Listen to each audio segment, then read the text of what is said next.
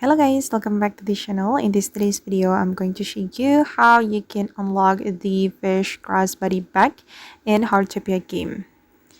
Okay, let's get into it guys. I'm going to show you my collection and I'm going to click on the stars. Okay, and if you want to unlock this fish crossbody bag, you need to at least reach 115 stars.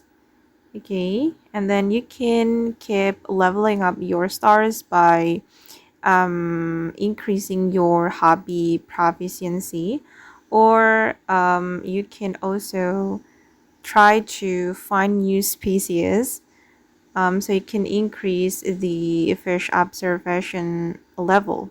And once you reach 115 stars, you will get this collection reward, which is the fish crossbody bag. Thank you guys, and that's how you can unlock the fish crossbody bag in Heartopia game.